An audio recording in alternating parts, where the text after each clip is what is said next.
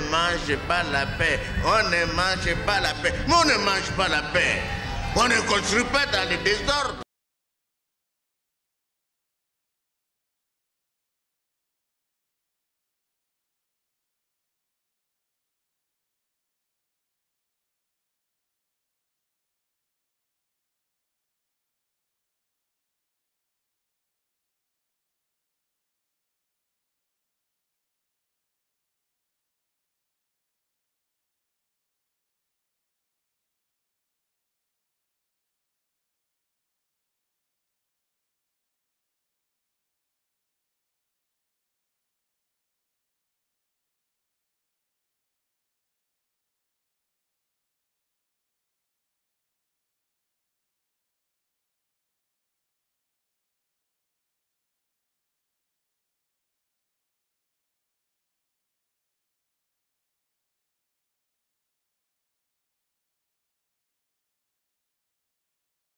Gabonais sera donc mis en service en 1978, composé d'une unique ligne de 669 km reliant au Vindo, port minéralier situé dans la banlieue de la capitale Libreville, à Franceville, située sur le fleuve Ogooué.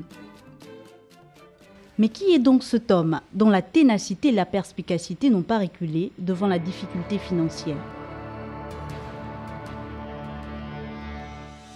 Né en 1935 à Léouaï, Albert Bernard Bongo entre dans les arcanes du pouvoir après un service militaire. D'abord directeur adjoint, puis directeur de cabinet du président Léon Mba et vice-président de la République, Albert Bongo deviendra le deuxième président du Gabon en novembre 1967. Déjà reconnu comme étant un fin stratège, le natif de la province du Haut-Ogooué va vite comprendre que pour installer ses tentacules sur l'ensemble du territoire national, il devra disposer de sa propre formation politique.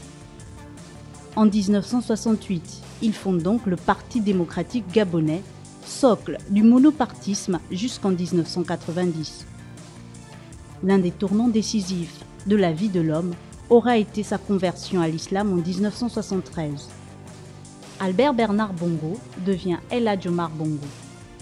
Pour certains, cette conversion ne fut qu'un moyen de se faire bien voir des États de l'Organisation des pays exportateurs de pétrole, principalement à majorité musulmane, le Gabon connaissant à la même époque le boom pétrolier.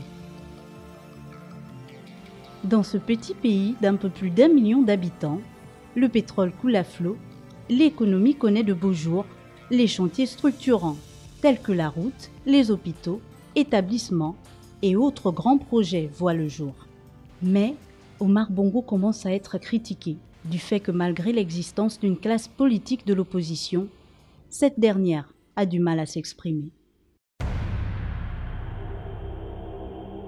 Suite à une grève à l'université Omar Bongo, qui prend des proportions que les forces de l'ordre ont du mal à maîtriser, le président est donc contraint à organiser une conférence nationale en 1990. Pour la première fois, pouvoir et opposition vont s'asseoir autour d'une table et décider ensemble de la destinée du pays. Pour l'homme, au-delà des ambitions et appétits politiques des uns et des autres, l'unité nationale est le pilier sur lequel il s'appuie. Ce qui est important pour nous, c'est l'unité nationale. C'est de vous voir tous rassemblés comme ça. Cette force de rassembler et de convaincre dont était doté Omar Bongo Ondimba va bien au-delà des frontières gabonaises. Sur le continent africain, l'homme ne ménage aucun effort pour dénouer des crises. Il positionne la diplomatie gabonaise sur l'échiquier africain. En février 1991, à peine sorti de prison, Nelson Mandela va choisir le Gabon comme première destination. Madiba dira, à cette occasion, « Ma délégation et moi-même avons répondu à l'invitation envoyée par le président Bongo parce que nous souhaitions remercier le président et le peuple gabonais de leurs efforts considérables pour obtenir ma libération et celle de mes camarades. » Fin de citation. Mais Omar Bongo pèse également sur la scène planétaire. Sa voix, et à travers lui celle du Gabon, compte dans le concert des nations. Il a été l'un des fervents défenseurs de la France-Afrique par exemple. Il multiplie les visites à l'Élysée, idem pour les chefs d'État du général de Gaulle à Nicolas Sarkozy. Tous ont effectué un ballet diplomatique au Palais Rénovation de Libreville. Mais au-delà de tout, l'homme est un père d'une cinquantaine d'enfants.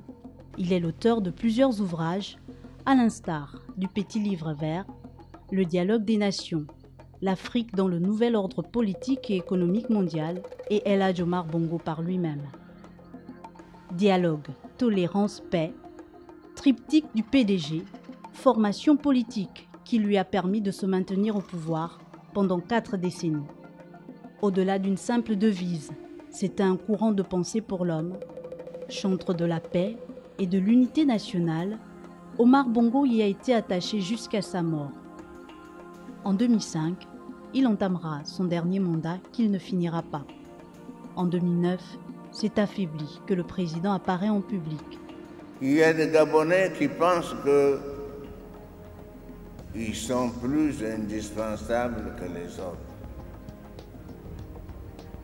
Il y a des Gabonais qui pensent que tous les amis du roi sont à la cour, pendant que certains d'entre nous dorment la journée ou la nuit. J'ai aussi des amis que je consulte et qui me donnent leur point de vue. Il perd son épouse le 14 mars et la suivra le 8 juin de la même année. Il laisse certes plusieurs chantiers inachevés, notamment ceux de la route et des infrastructures modernes, mais son combat pour la paix ne se perdra pas.